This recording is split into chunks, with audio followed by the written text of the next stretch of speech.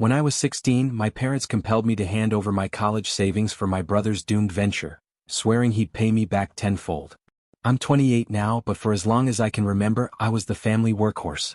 My older brother, Derek, always the visionary, which in our family was code for someone who could never hold a job longer than 6 months, but always had a $1 million idea needing someone else's money. The favoritism was so blatant it was almost comical. Derek was the golden child, the firstborn, effortlessly charming his way out of anything. I was just the backup kid, the insurance policy in case the first one didn't work out. My childhood? A masterclass in double standards. Derek flunked algebra? Parents hired him an $80 an hour tutor. I struggled with geometry? My mom just handed me a textbook. Figure it out, she'd say. You're the smart one. That became my life's theme. Derek gets support, I get expectations. Christmas was a cruel joke. He'd unwrap the latest gaming console, designer clothes, whatever he'd whined about. My pile? Notebooks. Socks.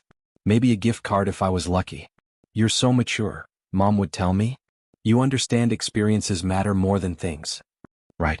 While Derek was ripping open an Xbox 360, I was unwrapping a pack of mechanical pencils. The double standards went even deeper.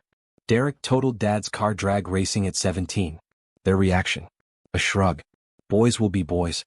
At least he's okay. But me? I got a parking ticket for being 6 inches into a fire lane at 16. Grounded for a month. Had to pay the fine from my own savings. Different kid, completely different rule book.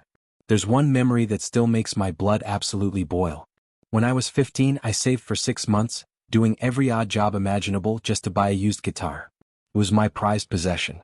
2 weeks later, Derek borrowed it for a party, left it in someone's backyard, and it got stolen. My parents' response? Things are just things. Don't be so materialistic. Yet, when Derek lost his phone at that very same party, they bought him the newest iPhone the next day. He needs it for school, they said. I never got another guitar. And honestly, I stopped asking for anything after that. I learned my lesson. Fast. This wasn't a family where I could expect fair treatment. By high school, I'd completely accepted my role. My strategy? Keep my head down, work relentlessly, expect absolutely nothing. I earned straight A's, joined every club that remotely impressed college admissions, and ran a booming lawn care business every summer. Every single penny I earned, I saved. I knew with chilling certainty that nobody was coming to save me. Derek, meanwhile, wasn't just enabled, he was celebrated for his utter mediocrity. He'd drop out of community college and my parents would say, he's finding himself. He'd quit another job. Traditional employment isn't for creative minds. At 24, he moved back home with zero plans. Family supports family, they'd proclaim. I remember one family dinner vividly. I was around 14. I'd just gotten my report card. Straight A's, honor roll, glowing comments from every teacher about my work ethic. Pathetic, I know, but I was so excited to show my parents. I craved their approval. I handed it to my dad.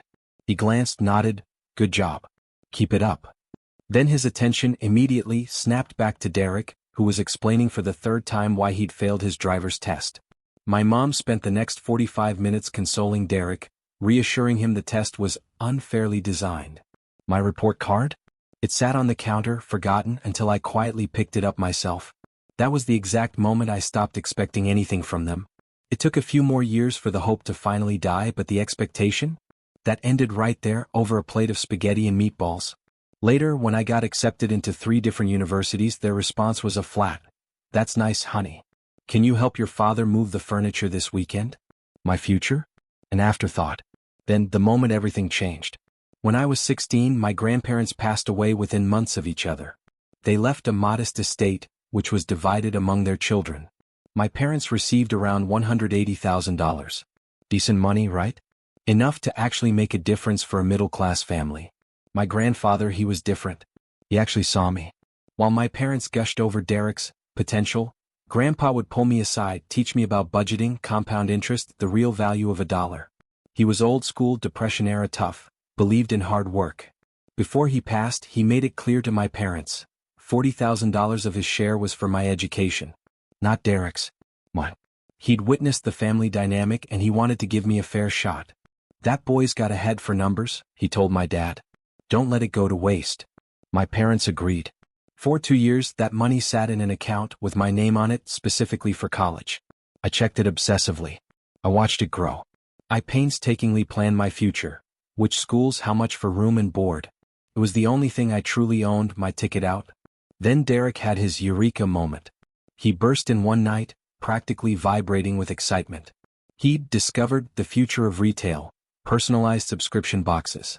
This was 2012, Birchbox was huge, and suddenly every wannabe entrepreneur thought they could replicate it. Derek's revolutionary idea? Adventure gear subscription boxes. For $50 a month you'd get random outdoor junk. A compass, paracord, maybe a cheap knife if you were lucky. He called it Wild Box. My parents? They devoured it like it was prime rib. This is it. Dad exclaimed, eyes glowing. This is what Derek's been building toward. Building toward what, I wondered? Another half-finished project. Another drain on someone else's money? But I was 16. My opinion carried zero weight. The problem was startup costs. Derek needed $60,000 to do it right. Inventory, website, marketing, a warehouse. He had a whole presentation, slides and projections that looked impressive only if you knew nothing about business. My parents had already blown most of their inheritance on renovations and a new car. But there it was, my $40,000. My college fund. The family meeting was called on a Sunday night. Never a good sign, right? I walked into the living room. My parents and Derek were arrayed like a tribunal. Derek had his laptop open. My stomach dropped. We need to talk about an investment opportunity, Dad began, his serious voice. I knew. I just knew. For the next hour I sat there watching Derek pitch Wild Box, as if we were on Shark Tank. He rattled off buzzwords. Disruptive, scalable, first mover advantage. Then came the ask. We've decided as a family, Mom announced. We, not me. That supporting Derek's business is the best use of the college fund. The words hit me like a physical blow. That's my money, I gasped, my voice barely a whisper. Grandpa left that for my education. Grandpa would want us to support family entrepreneurship, Dad countered, completely straight-faced. Besides, Derek's agreed to pay you back with interest. Once the business takes off, you'll get your money back tenfold. Tenfold. That word would echo in my nightmares for years. And if it doesn't take off? I asked desperately. Derek actually laughed. Dude, have some faith. This is going to be huge. In 2 years, you'll be thanking me for making you an investor. I didn't invest anything. I shot back, my voice rising. You're taking my money. We're borrowing it, Mom corrected, as if that made a difference. Family helps family. When you're older, you'll understand. I fought. I argued. I reasoned. I pointed out Derek's long history of never finishing anything. I reminded them about Grandpa's wishes. I asked what happened to all their lectures about responsibility and the value of money, things they'd preached to me while handing Derek everything he wanted. What about my future? I pleaded. The schools I've been researching? The career I've been planning? Dad waved his hand dismissively. Community college is fine. Plenty of successful people start there. But if community college was so fine, why wasn't it good enough for Derek when he dropped out of regular university? Why did he get to move back home with no expectations? That's different, Dad insisted. How? I demanded. How is it different? Nobody had an answer. Because there wasn't one. The difference was simple. I wasn't Derek. I didn't matter. I remember looking at my mom, hoping, foolishly hoping, that some maternal instinct would kick in. That she'd finally say, wait, this isn't fair. She couldn't even meet my eyes. It's decided, she said, quiet and final. This is what's best for the family. Best for the family, translated to, best for Derek. As always, it didn't matter what I said. Their minds were made up. The next day, they transferred $40,000 from my college fund straight into Derek's business account. I wasn't even a co-signer. Turns out, when you're a minor, your parents can do whatever they want with money in your name. The only concession I got? A handwritten IOU from Derek, promising to repay $40,000 plus 10% interest within 3 years. My dad witnessed it as if that made it legally binding. Spoiler alert, it absolutely did not. I watched, helpless, as my college fund vanished into subscription boxes filled with cheap compasses and emergency blankets nobody wanted. Wild Box lasted exactly 14 months. Derek burned through that $40,000 like it was kindling. The website alone cost $15,000 because he insisted on custom development instead of, using Shopify like a rational human being. Inventory swallowed another $20,000, most of which ended up rotting in my parents' garage when the whole thing collapsed. Marketing devoured the rest. Facebook ads targeting entirely the wrong demographics, Instagram influencers who took his money and delivered absolutely nothing. I remember one dinner, Derek, beaming, bragging about partnering with an influencer with 50,000 followers. He'd paid her $3,000 for a single post. I asked him, "How many conversions did you get from that?" He looked at me blankly. Conversions? How many of her followers actually bought subscriptions? He checked his phone. Four subscribers. For $3,000. That's $750 per customer. His subscription was $50 a month. It would take over a year for each customer to just break even, assuming they didn't cancel, which most subscription customers do within 3 months. That's not sustainable, I stated flatly. You don't understand brand awareness, he snapped back. At its absolute peak, Wildbox had 47 subscribers. 47. Derek presented this as a monumental achievement.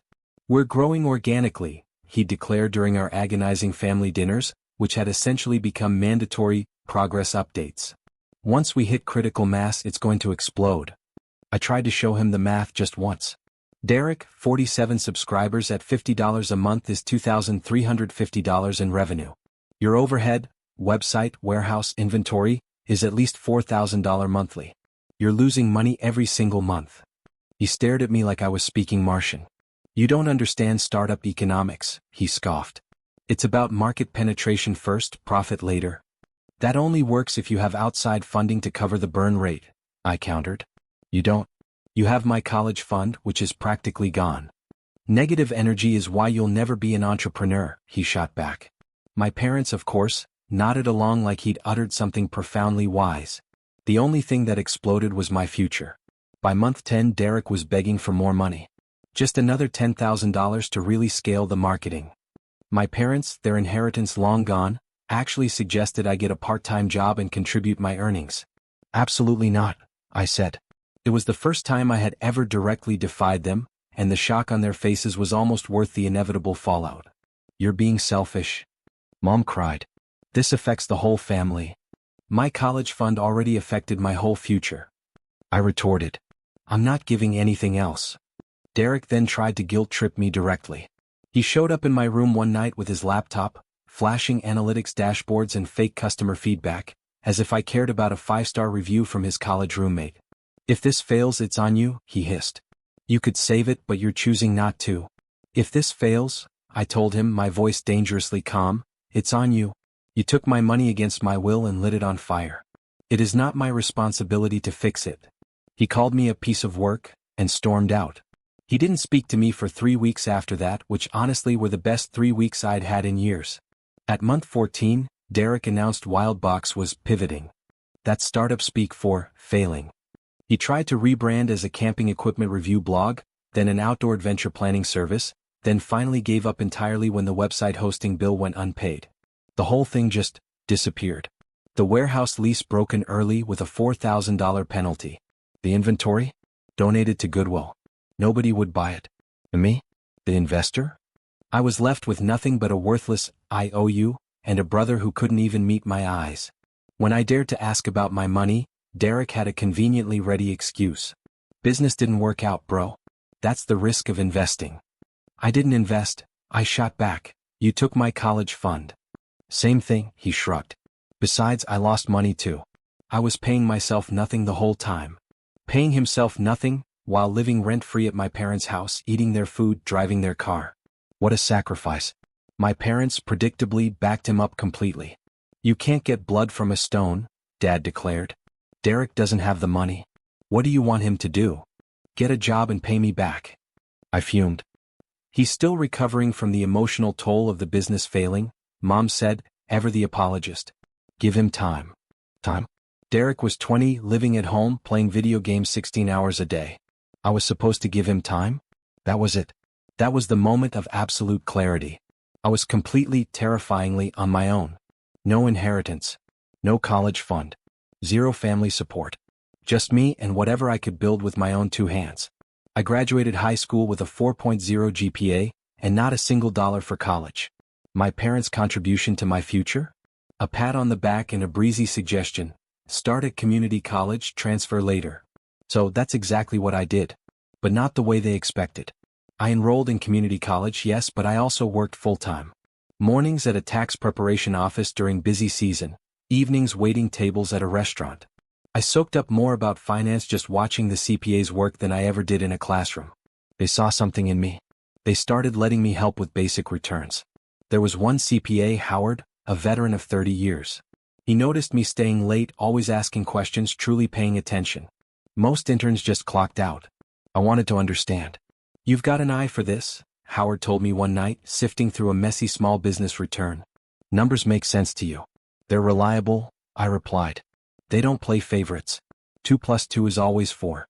Doesn't matter who your parents are or how charming your personality is." Howard chuckled, but something in my tone must have resonated. He started giving me more complex tasks, explaining the logic behind tax codes, showing me how to spot inconsistencies. When I mentioned putting myself through college, he wrote me a recommendation letter that probably did more for my future than anything my parents ever did. Every penny I earned went straight to tuition and savings.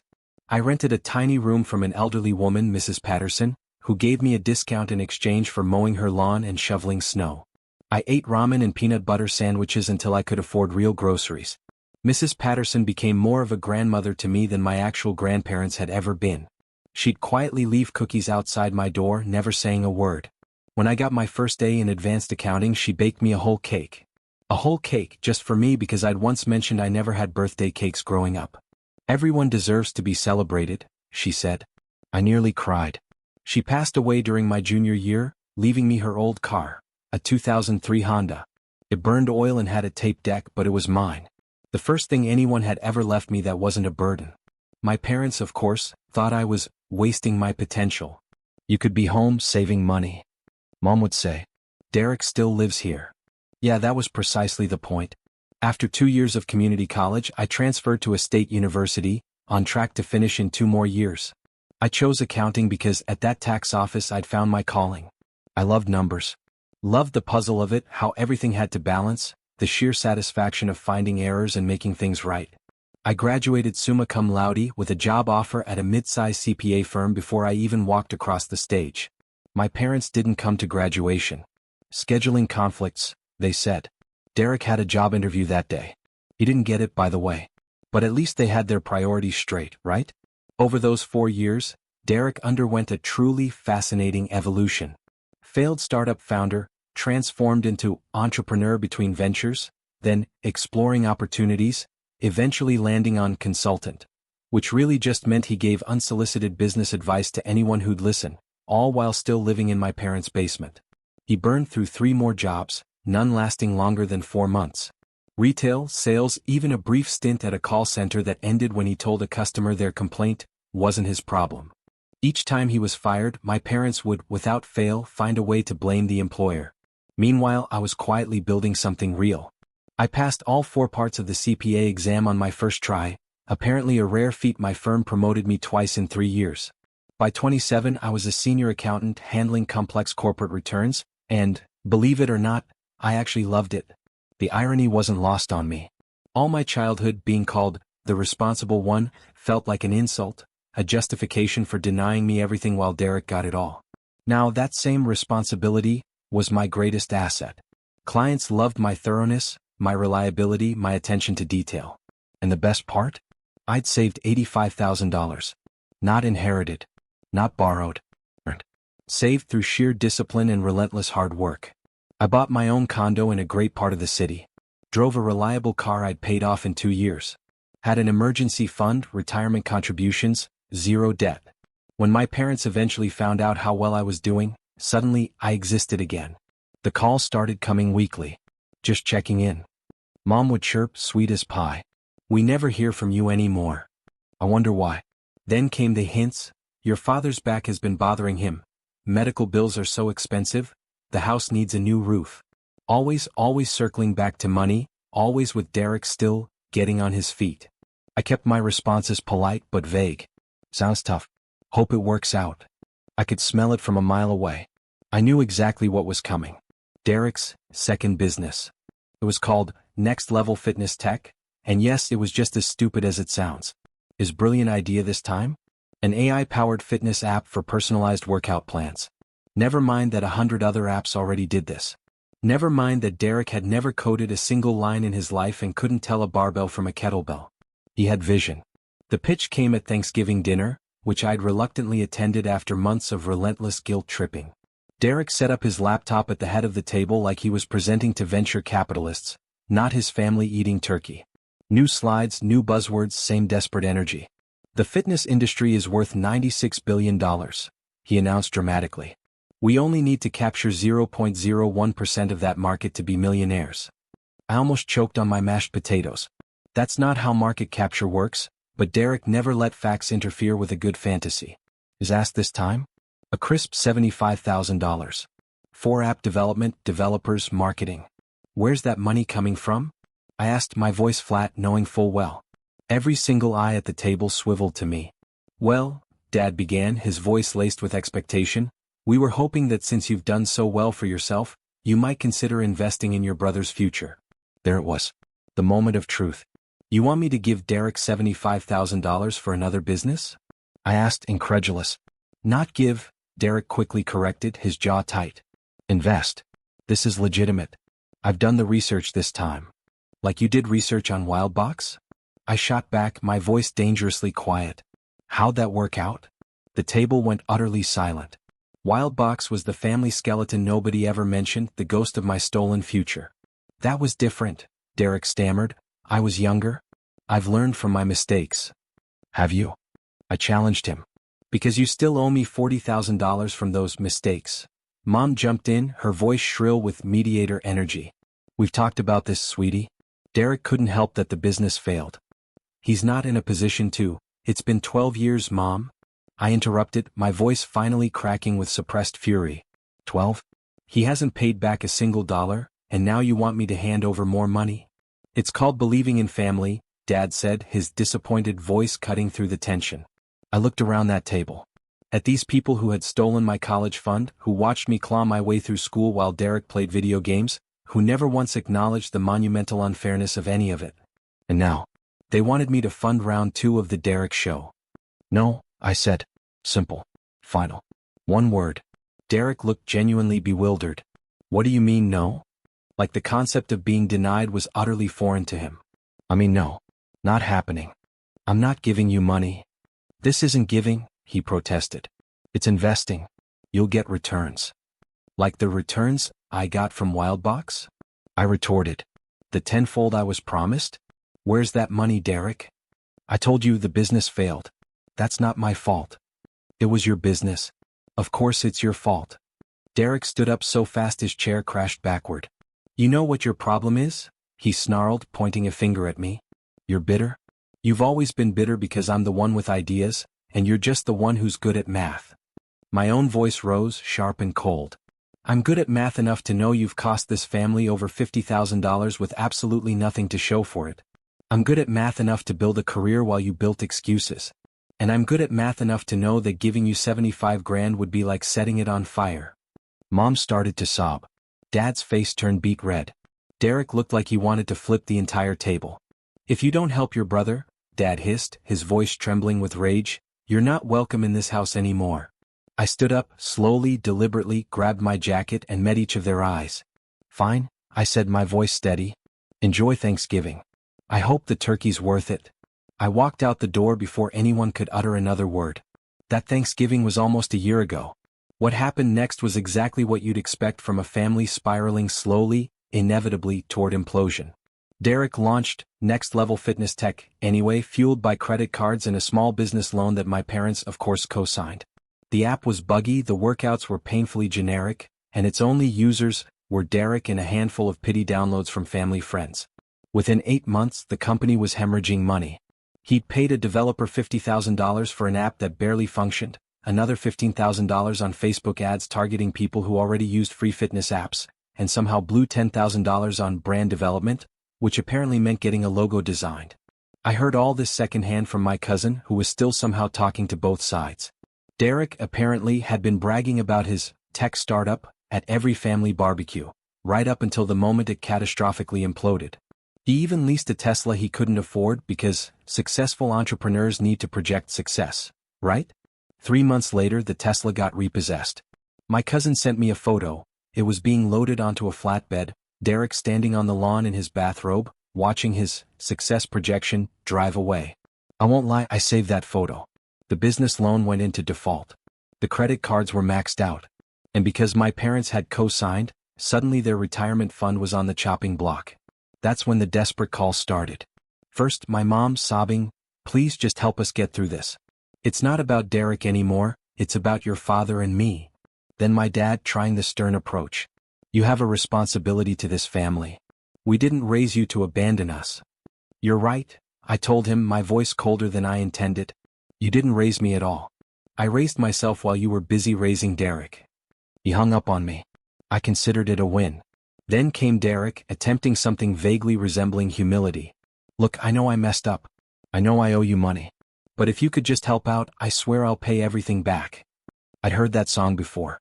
My response to all of them was the same, delivered with stone-cold resolve: "I'm not giving you money." The fallout was exactly what you'd expect from a family that had zero concept of accountability. Derek declared bankruptcy last month. Lost everything, not that he had much to begin with. He's 31, back living with my parents, sleeping in his childhood bedroom, still playing the same victim card he's held since he was a teenager. My parents? They're selling their house. They can't afford the mortgage after the loan default destroyed their credit. They've downsized into a tiny apartment, a massive step down from the home they'd lived in for 30 years. And me? They blame me, of course. "If you just helped us when we asked," Mom wails every time we talk, "none of this would have happened. If you hadn't taken my college fund to fuel Derek's first failure," I reply calmly, "you'd have a cushion right now. If you hadn't co-signed his second disaster, you'd still have your house. Every choice you made was about Derek. The consequences are about Derek too." Then, something happened that escalated everything beyond belief. About 2 months ago, I got a call from a number I didn't recognize. Normally, I let those go to voicemail, but something compelled me to pick up. "Is this the CPA firm of company name?" a voice asked. "This is their senior accountant. How can I help you?" "My name is Agent Reeves," the voice stated, calm but firm. "I'm with the IRS Criminal Investigation Division." My stomach dropped. In my line of work, those words are basically the opening act of your worst nightmare. "I'm calling about a return filed under your name and credentials. We flagged some irregularities. Turns out, someone had been filing fraudulent tax returns using my CPA license number. Returns I'd never seen, for clients I'd never met, claiming refunds that went straight into accounts I knew nothing about. The IRS had traced the IP addresses. 3 guesses who was behind it? Derek. When I confronted my parents about it, because, of course, I had to involve them, the whole disgusting story spilled out. Derek had borrowed some of my old mail that contained my license information. He'd been running a tax refund fraud scheme for the past 8 months, filing fake returns for people he met online and splitting the refunds. He thought he was being clever. He was being a federal criminal. He was just trying to make money. Mom cried as if that was some kind of defense. He committed identity theft against me and tax fraud. That's federal prison, Mom? I shouted, my voice raw. Can't you talk to them? Explain it was a misunderstanding? She pleaded. I actually laughed. A misunderstanding? He stole my professional credentials and used them to defraud the government. There is no misunderstanding here. The IRS investigation moved with frightening speed. Turns out Derek's clients were mostly fake identities he bought on the dark web. The total refunds? Over $180,000 across dozens of fraudulent returns, all filed under my name. Agent Reeves walked me through the meticulous details of Derek's scheme. He'd set up a whole operation in my parents' basement, bought stolen social security numbers, created fake W-2s, filed returns claiming massive refunds for people who didn't even exist. The money went to prepaid debit cards that Derek would cash out at ATMs all over the city. He was actually pretty sophisticated about it, Reeves admitted. He kept individual returns under $10,000 to avoid certain flags, spread them out over months. If he hadn't gotten greedy and used your credentials, he probably could have gotten away with it longer. Why my credentials? I asked, a cold knot in my stomach. CPA-prepared returns get less scrutiny, she explained. They look more legitimate. Your license number on file meant the IRS was less likely to flag them. Derek had been doing this for 8 months. 8 months of federal crimes, committed in my parents' house, using my professional identity. And they claimed they had no idea. I didn't believe that for a second. Agent Reeves, thankfully, was completely sympathetic once I provided all my documentation. My client records, my work schedule, proof that I was in actual client meetings when these fraudulent returns were being filed from an IP address at my parents' home. "We see this more often than you'd think," she told me. "Family members using each other's credentials. It usually doesn't end well for anyone." 3 weeks ago, Derek was arrested. Federal marshals showed up at my parents' apartment at 6 a.m. and took him away in handcuffs. My mom called me hysterical, demanding I fix this. "Fix what?" I asked, my voice flat. "He committed federal crimes. He's a grown man who made his choices. I didn't put those handcuffs on him. The United States government did." She slammed the phone down. An hour later she called back, calmer but still dangerously delusional. "The lawyer says they might offer a plea deal. If you testified that Derek had permission to use your credentials." "You want me to perjure myself?" I cut her off. "Commit a federal crime to cover up his federal crimes? It's not perjury if it's—" "Wait, yes it is perjury, Mom. It's lying under oath. And even if I wanted to help him, which I absolutely do not, I am not going to prison for Derek. I'm not losing my license for Derek. I am not throwing away everything I built for Derek." "You always were selfish," she spat. "And you always were blind," I replied. "I guess we're both consistent. The charges are serious. Wire fraud, identity theft, tax fraud, conspiracy. His public defender says he's looking at 3 to 7 years if he takes a plea deal, much more if he goes to trial. The prosecutor apparently has a stack of evidence, a foot-thick, transaction records, IP logs, the fake IDs Derek bought. Everything. My parents tried one last, desperate Hail Mary. They showed up at my office, my actual workplace, demanding I testify as a character witness for Derek right there in front of my colleagues. My boss, Patricia, a woman who'd run the firm for 20 years, had to escort them out. She pulled me into her office afterward. "How long has this been going on?" she asked gently. I gave her the abbreviated version. The stolen college fund, the businesses, the enabling, the fraud. She just shook her head. "I've seen a lot of family dysfunction in this business. Tax season brings out the worst in people, but this—" She trailed off. "You're handling it well." "I've had practice," I mumbled. "Take the afternoon off if you need it." "I'd rather work," I said almost to myself. "Honestly, numbers don't ask me for money." She laughed, but I wasn't entirely joking. That was the final, absolute straw. I filed a restraining order against all 3 of them the very next day. The hearing was 2 weeks ago. My parents showed up with a lawyer they clearly couldn't afford, arguing that family disputes shouldn't involve the courts. The judge, thankfully, disagreed. The restraining order was granted. 500 feet, no contact, no exceptions. Violation meant immediate arrest. My parents' lawyer tried to paint me as the bad guy. "Your Honor, my clients are elderly people going through a difficult time. Their son is facing serious charges.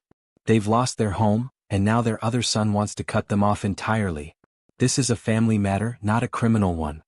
The judge turned to me. "Do you have anything to say?" I did. I laid out the entire devastating timeline. The stolen college fund, the 12 years of broken promises, the second business that annihilated their finances, and finally, the identity theft that could have ended my career and landed me in prison.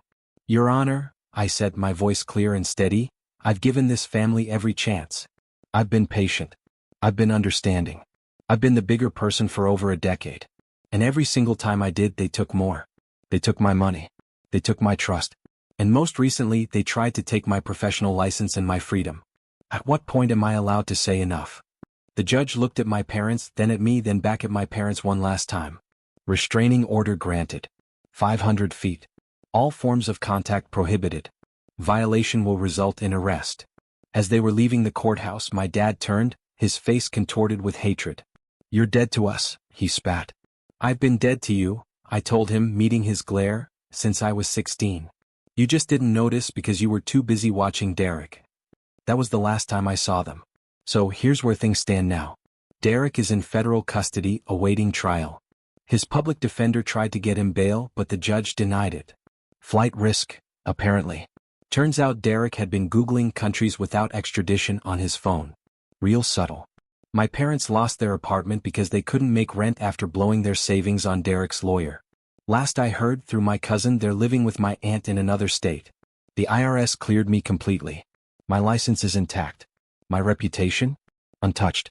And my firm actually gave me a raise, not just for handling a difficult situation professionally, but for demonstrating unwavering integrity under duress. Apparently, not losing your mind when your brother tries to destroy your career is a marketable skill. I've also started seeing someone. Her name's Rachel, a financial analyst I met at a conference. We bonded over spreadsheet jokes and she knows my whole story. Her reaction: sounds like you need a better family. Lucky for you, I've got a big one and they actually like each other. I met her parents last month. Her dad shook my hand with a firm, genuine grip. Her mom made me a plate of food without even asking if I was hungry. And her brother? He asked if I wanted to watch the game with him. Normal. Family. Stuff. It felt utterly foreign to me. The first time I had dinner at their house, I honestly didn't know what to do. Nobody was asking for money. Nobody was explaining why someone else's failure was somehow my responsibility. They just talked, laughed, asked about my day like they genuinely wanted to know the answer. Rachel caught me staring at the wall at one point. "You okay?" she asked softly. "Yeah," I whispered, "it's just, this is what family is supposed to look like, isn't it?" She squeezed my hand. "This is what your family looks like now if you want it to be." When I told her mom the abbreviated version of my family's betrayal, she just shook her head. "Some people don't deserve the children they get," she said, a quiet sadness in her voice. Rachel's dad was more direct. "You ever need anything, son," he told me, looking me straight in the eye, "you call us. That's what family does. The real kind." I'm not going to lie and say I don't think about my biological family. I do. But I think about them the way you might think about a house you once lived in that burned down. You remember it existed, you remember the pain of losing it, but you have no desire to ever go back. Derek's trial is in 4 months. I've been subpoenaed as a witness for the prosecution. The federal attorney walked me through what they need: a timeline of the identity theft, documentation of my credentials, testimony about my relationship with Derek. "Just tell the truth," she said. "That's all we need." "That's all I've ever done," I replied. She smiled. "That's why you're on our side of the courtroom. This whole experience has been a roller coaster of emotions, but I wouldn't change the lessons I've learned about self-reliance and true family. I'm curious to hear from all of you. Have you ever had to draw a hard line with family, even when it felt impossible? What did you do to protect yourself and your future? Let me know in the comments below. I read every single one.